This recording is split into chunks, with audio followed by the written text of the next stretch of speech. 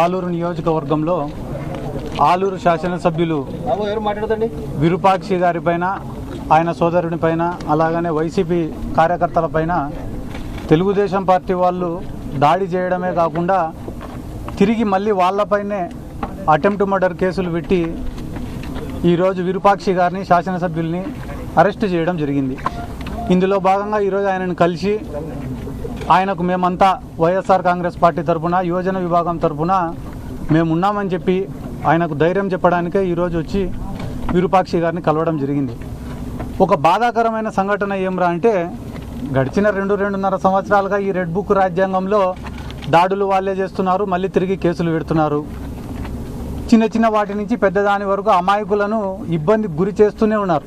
కానీ ఈరోజు పరాకాష్ట ఎక్కడికి పోయిందిరా అంటే, ఒక ఎమ్మెల్యేకు కూడా రక్షణ లేదు ఈ ఆంధ్ర రాష్ట్రంలో అని చెప్పి తెలియజేస్తూ విరూపాక్షి గారిని అరెస్ట్ చేయడం జరిగింది. పాపం ఆయన ఒక రైల్వే కాంట్రాక్టర్, ఆ తర్వాత జెడ్పీటీసీగా పనిచేసినాడు, ఆ తర్వాత ఆలూరుకు ఎమ్మెల్యేగా గెలిచినారు. తెలుగుదేశం పార్టీ వాళ్ళు దాదాపుగా ఆలూరు నియోజకవర్గంలో గెలిచి ఇప్పటికి 30 ఏళ్ళు దాటిపోయింది నాకు తెలిసి. వాళ్లకు గతి లేదు, ఆ ఆలూరు నియోజకవర్గంలో గెలిచే ప్రసక్తి లేదు. రేపు స్థానిక సంస్థల ఎన్నికలు జరిగినా కూడా వాళ్ళకి ఎటువంటి ఉపయోగం లేదని తెలుసుకొని మొన్ననే చంద్రబాబు నాయుడు గారు వచ్చినారు అడిగి. ఆలూరుకు వచ్చి మీరు ఏం చేస్తారో ఏమో తెలీదు, వచ్చే ఎలక్షన్ల కల్లా లేదా స్థానిక సంస్థల ఎన్నికల కల్లా ఇక్కడ తెలుగుదేశం పార్టీ జెండా ఎగరాలా, మీరు దాడులు చేస్తారా, కులాల మధ్యన కొట్లాటలు పెడతారా, విద్వేషాలను రెచ్చగొడతారా, అక్రమ కేసులు పెడతారా, భౌతిక దాడులు చేస్తారా, ఏం చేస్తారో మీ ఇష్టం.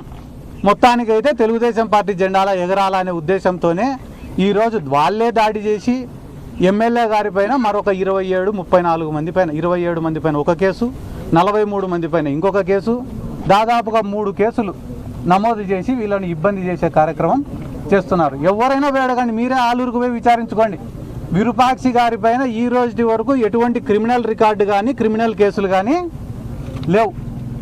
అటువంటి వ్యక్తి పొద్దున్న లేస్తే రాత్రి వరకు కష్టపడడం మాత్రమే తెలుసు. ఏ కార్యకర్త అర్ధరాత్రి ఫోన్ చేసినా పలకడం మాత్రమే తెలుసు. ఆయన ఎమ్మెల్యే కాకముందు నుంచి కూడా పార్టీ కార్యక్రమాలైనా, ప్రభుత్వంతో ఏదైనా పని చేపించాలన్నా అహర్నిశలు కష్టపడుతున్నాడని ఒక మంచి పేరుంది. కాబట్టి 164 సీట్లు తెలుగుదేశం వాళ్ళు, కూటమి వాళ్ళు గెలిచినప్పటికి కూడా ఆలూరు నియోజకవర్గంలో విరూపాక్షి గారు ఎమ్మెల్యేగా గెలిచినారు. అటువంటి వ్యక్తి పైన ఈరోజు ఇంత దౌర్జన్యం చేసి, వాళ్ళ కార్లు కొట్టి, వాళ్ళ తమ్ముడికి ఫ్రాక్చర్ చేసి, మళ్ళా తిరిగి వీళ్ళపైనే 307 కేసు పెట్టడం అనేది చాలా దుర్మార్గం. ఇది పోలీసుల యొక్క ఫెయిల్యూర్.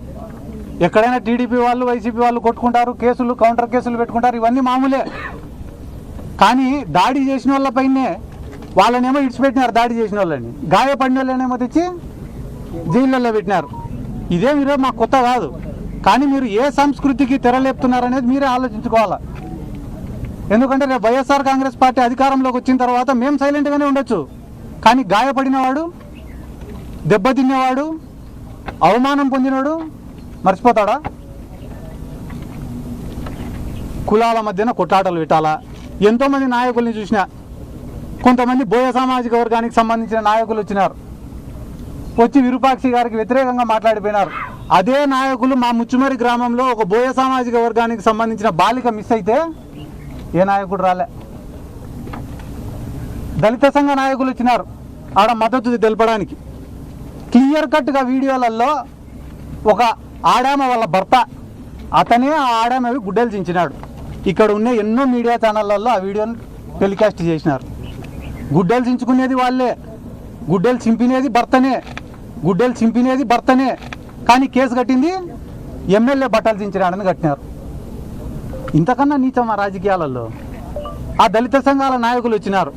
ఆ దళిత సంఘాల నాయకులలో ఒక్కరన్నా ఆ పక్క నియోజకవర్గం ఆదోని ఉంది. ఆదోని ఎమ్మెల్యే, కర్నూలు జిల్లా తెలుగుదేశం పార్టీ అధ్యక్షురాలు, ఇద్దరు పక్కన ఉండి ఆదోనిలో ఒక ధనాపురం అనే గ్రామానికి సంబంధించిన ఒక సర్పంచ్, దళిత సర్పంచ్కు అవమానం చేసినారని చెప్పి వాళ్ళు కలెక్టర్ని కలిసినారు, ఎస్పీని కలిసినారు. దాదాపుగా 1 నెల రోజులు ప్రజా పోరాటం చేసినారు. ఏమని? ఆదోని ఎమ్మెల్యే పైన, తెలుగుదేశం పార్టీ జిల్లా అధ్యక్షురాలి పైన కేసు నమోదు చేయమని చెప్పి 1 నెల రోజులు పోరాటం చేసినారు. ఆ రోజు ఎవరైతే ఈ దళిత సంఘ నాయకులు, దళిత తెలుగుదేశం పార్టీ నాయకులు ఉన్నారో వాళ్ళు ఒక్కరైనా స్పందించినారా? స్పందించలే. ఈరోజు ఏమంటున్నారు తెలుసా? ఏందయ్యా మీ వాళ్ళే వీడియోలు వచ్చినాయి కదా, మీ వాళ్ళే గుడ్డలు చింపుకొని మళ్ళీ కేసు పెట్టినారంటే వీడియో తీసేటప్పుడు ఆయన చింపినాడంట, వీడియో ఆఫ్ చేసినాక ఎమ్మెల్యే చింపినాడంట. ఇంత నీచమా? ఎవరో అడిగినారంటే చంద్రబాబు నాయుడు కూడా, సార్ ఇంత వరస్ట్ గవర్నమెంట్ ఈ ప్రపంచంలోనే లేదంటున్నారు సార్. ఈ ప్రజాస్వామ్యంలో మన అదృష్టం కొద్దీ వాళ్ళ దురదృష్టం కొద్దీ 5 ఏళ్ళకి ఒకసారి ఎన్నికలు వస్తాయి కాబట్టి మనం ఏం చేసినా కూడా జరిగిపోతాం సార్. ఇప్పటికిప్పుడు ఎన్నికలు వచ్చినా మనం గెలిచే పరిస్థితి లేదు కదా సార్. మీ దగ్గర ఏమైనా సూత్రం ఉందా సార్ రాజకీయాల్లో పైకి రావాలంటారంటే? గవర్నమెంట్ లేనప్పుడు చేస్తామని చెప్పాలంట, గవర్నమెంట్ వచ్చిన వెంటనే చేసేసినామని చెప్పాలంట. అంతకుమించి ఏం చేయాలి సార్ అంటే అంతకుమించి ఇంకెక్కువ ఏం చేయకూడదురా. నీకు ఎంత కావాలో అంత దోచుకో, నీకు ఎంతమందిని కావాలంటే అంతమందిని ఇబ్బంది పెట్టుకో, 5 ఏళ్ళు మనదే రాజ్యం అని అంటున్నారు. కాబట్టి ఈరోజు మీరు ఎవరైనా చూసుకోండి, డిఎస్సి పైన పోరాటాలు జరుగుతున్నాయి, పొగాకు రైతులకు రేటు లేదని చెప్పి పోరాటాలు జరుగుతున్నాయి, దేశవ్యాప్తంగా మోడీకి వ్యతిరేకంగా పోరాటాలు జరుగుతున్నాయి. ఇన్ని మన కాపు సామాజిక వర్గం వాళ్ళు కూడా పవన్ కళ్యాణ్ పైన ఈడి వరకు ఉన్నారు. అన్నిటికీ అమ్ముడిపోతా ఆడరా తెలుగుదేశం కానీ. ఈ కూటమి కూడా కలిసి ఉండే ప్రసక్తే లేదు. వాళ్ళ కలిసి ఉన్నా కూడా వాళ్ళు బాగుపడే ప్రసక్తే లేదు. వీటన్నిటి నుంచి ఎట తప్పించుకోవాలని తెలియక ఇట్లా దాడులు, కేసులు, అవమానాలు, ఇబ్బందులు. వాళ్ళు ఒకటి గమనించాల్సిన విషయం ఏమరా అంటే వైఎస్ఆర్ కాంగ్రెస్ పార్టీని ఇబ్బంది పెడుతున్నామని అనుకుంటున్న క్రమంలో వాళ్ళు వైఎస్ఆర్ కాంగ్రెస్ పార్టీని ఇడిచిపెట్టి సామాన్యులను కూడా ఇబ్బంది పెడుతున్నారు. ఈరోజు పోలీసులు మా పైన కేసులు పెడతారని మీరు అనుకుంటున్నారు. మా పైన కేసులు పెడితే మేము కనీసం పోరాడుతున్నాం, కానీ సామాన్యులపైన అమాయకులపైన కేసులు పెడుతుంటే వాళ్ళకి ఎవరికి చెప్పుకోవాలని కూడా అర్థం కావడంలే. ఒక్కొక్కరు కూడా ఒక చిన్న కేసు నమోదు చేయించుకోవాలంటే 1,00,000-2 లక్షల రూపాయలు ఖర్చు పెట్టుకునే పరిస్థితి. అమాయకులపైన కేసులు పెడితే రాజీ చేయించుకునే దానికి 2 లక్షలు-4 లక్షల రూపాయలు ఖర్చు పెట్టుకునే పరిస్థితి.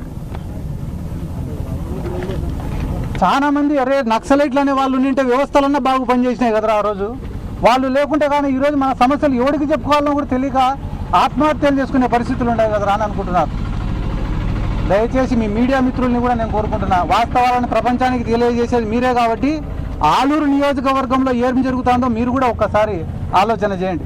ఎక్కడో పక్క నియోజకవర్గంలో ఉండే బోయ సామాజిక వర్గం నాయకులు వచ్చి మాట్లాడినారు కదా, అదే నియోజకవర్గంలో ఉండే గుమ్మనూరు జయరాం గారు కానీ బొజ్జమ్మ గారు కానీ వీళ్ళు ఎందుకు స్పందించాలా అంటే విరూపాక్షి గారిది తప్పు లేదు కాబట్టి.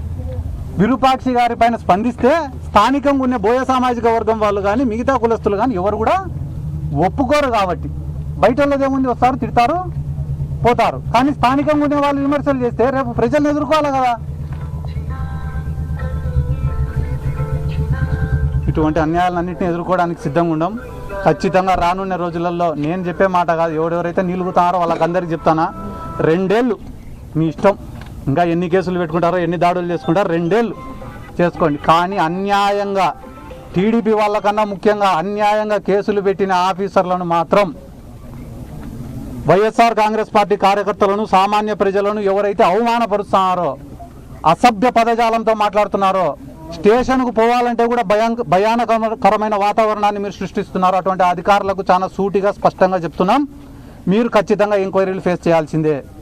ఏ రకంగా అయితే ఈరోజు మేము కేసులు అనుభవిస్తున్నామో మీ పైన సస్పెన్షన్లు ట్రాన్స్ఫర్లు అని అనుకుంటారేమో, అది కానే కాదు. మీరు కూడా ఖచ్చితంగా కేసులు ఫేస్ చేయాల్సిందే, ఈ జైలును చూడాల్సిందే అని కూడా ఈ సందర్భంగా తెలియజేసుకుంటూ రాష్ట్రంలో డిఎస్సి గురించి జరుగుతుంది. డిఎస్సి టీచర్ పోస్టులు ఇవ్వలేకుండా కూడా ఇప్పుడు ధర్నాలు చేస్తున్నారని చెప్పి టీడీపీ వాళ్ళు ఆరోపిస్తున్నారు. అంటే టీడీపీ పోస్టులు ఇవ్వలేని వాళ్ళు కూడా ధర్నా చేస్తున్నారంటే మీరు అమ్ముకున్నా కూడా తప్పు లేదా? ఇప్పుడు వైఎస్ఆర్ కాంగ్రెస్ పార్టీ చాలా స్పష్టంగా స్పోర్ట్స్ కోటాను అడ్డం పెట్టుకొని మీరు ఉద్యోగాలు అమ్ముకున్నారని చెప్పి చెప్తున్నారు. దానిపైన క్లారిటీ ఇవ్వమని చెప్పి మేము అడుగుతున్నాం. రెండోది బాధితులు అడుగుతున్నారు. దానిపైన మీరు చర్చ పెట్టకుండా మీరు ఇవ్వలేకపోయినారు మేము ఇచ్చినాము, అది సందర్భం కాదు కదా. మేము అవకతవకలు జరిగిన డిఎస్సిలో అని చెప్తున్నాం. స్పోర్ట్స్ కోటా కింద మీరు ఏమని ఇచ్చినారు? మీరు ఎగ్జామ్ రాయకపోయినా కూడా మీకు ఉద్యోగం ఇస్తామని చెప్పినారు. మళ్ళీ జీవోలను మీరే సవరించుకున్నారు. కొత్తగా బ్రిడ్జ్ గేమ్ అంటే పేకాటతో సహా అన్ని గేమ్స్ని స్పోర్ట్స్ కోటాలో తీసుకొని వచ్చినారు. కొత్తగా స్పోర్ట్స్ సర్టిఫికేట్లు ఇచ్చినారు. ఎలిజిబుల్ లేని వాళ్ళకి స్పోర్ట్స్ సర్టిఫికేట్లు ఇచ్చినారు. ఇవన్నీ దాంట్లోకి సమాధానం చెప్పమని చెప్పి చెప్తుంటే మీరు ఇవ్వలేకపోయినారు మేము ఇచ్చినాము, తప్పు కదా ఇది. అంటే మీరు ఎట్లయినా అమ్ముకోవచ్చా? బాధితులు అడిగే బాధితుల పక్షాన మేము మాట్లాడుతున్నాం తప్ప మా సొంత ఎజెండా కాదు కదా డిఎస్సీ అని. అంటే బాధితులే మీ పక్షాన లేరు, కేవలం రాజకీయ మనుగడ కోసం వైసీపీ ఇదంతా ఆందోళన చేస్తుందనేది వాళ్ళ వాదన. రాజకీయ మనుగడ మాకు అవసరం లేదు. మీరు గ్రామాలలోకి పోతే కానీ నీళ్లు ఇవ్వడంలే అని చెప్పి రైతులు ఆందోళనతో ఉన్నారు. పండించిన పంటలకు రేట్లు లేవని చెప్పి రైతులు ఆందోళనలో ఉన్నారు. విద్యార్థులు కూడా నిరుద్యోగ భృతి ఇవ్వడంలే అని చెప్పి ఆందోళనలో ఉన్నారు. ఉద్యోగాల కల్పన చేయడంలే అని చెప్పి ఆందోళనలో ఉన్నారు. ఇవన్నీ మీరు ఇచ్చినారా నిరుద్యోగ భృతి? దానికి ఒక్కదానికి నువ్వు సమాధానం చెప్పు. మాకు మనుగడ ఏమవసరం? 18 ఏళ్ళు దాటిన ఆడోళ్ళకి 1500 రూపాయలు ఇస్తామన్నారు, ఇచ్చినారా? మాకెందుకు ఆందోళన?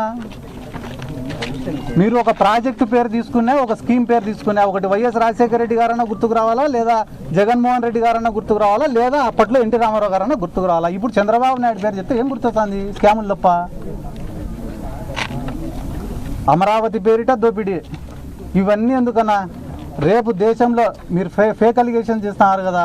భోగాపురం ఎయిర్పోర్ట్ మేమే కట్టినామంటాడు కదా చంద్రబాబు నాయుడు. ఇది ఫాస్ట్ జనరేషన్.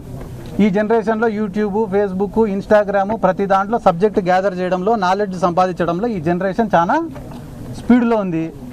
ఎవరు పని చేసినారు, ఎవరు పని చేయలే, ఎవరు మాటలు చెప్పినారు, ఎవరు అబద్ధాలు చెప్పినారు, ఎవరు దౌర్జన్యం చేసినారు, ఎవరు మంచి చేసినారు అని తెలుసుకోలేని మూర్ఖపు పరిస్థితుల్లో ఈ జనరేషన్ అయితే లేదు. కాబట్టి లోకేష్, చంద్రబాబు నాయుడు, పవన్ కళ్యాణ్ వీళ్ళు చేస్తున్నటువంటి తప్పుడు ఆరోపణలను కనుక్కోలేని పరిస్థితుల్లో ఈ రాష్ట్ర ప్రజలైతే లేరు. మనమేమన్నా మూర్ఖులం కావచ్చు, కానీ రాష్ట్ర ప్రజలైతే, ఈ జనరేషన్ అయితే అస్సలు కాదు. అంటే ఆల్రెడీ టైం డేట్ ఫిక్స్ అయింది, నేను చర్చకు సిద్ధము అని చెప్పేసి లోకేష్ సవాల్ విసురుతే జగన్ పారిపోతున్నాడు, రావడం లేదనేది లోకేష్. పేర్ని నాని గారు చాలా స్పష్టంగా ఇచ్చినారు, మీరు చూసినారో లేదో. లోకేష్, నువ్వు చర్చకు వచ్చేదానికైతే మేము చర్చకు సిద్ధంగా ఉన్నాం. జగన్మోహన్ రెడ్డి గారు చర్చకు రావాలంటే మీ ఫాదర్ నారా చంద్రబాబు నాయుడు గారిని రమ్మనండి, డేటు ప్లేసు మీరే ఫిక్స్ చేయండి, వస్తాడు. అది మాట. అది మీరు విన్నారు లేదు? నేను అమిత్ షాని మీ పార్టీ నేతలు కలిశారు, ఏం చెప్పారు అమిత్ షా గారు మీ పార్టీ నేతలు? ఇచ్చినారు కదన్నా, జగన్మోహన్ రెడ్డి గారికి భద్రత తగ్గించినారు. ఎక్కడికి పోయినా కూడా లక్షల మంది జనం వస్తున్నారు. ఆయన ఏమైనా చెప్పారా? నేను లేను కదన్నా, కనుక్కుంటా పార్టీ.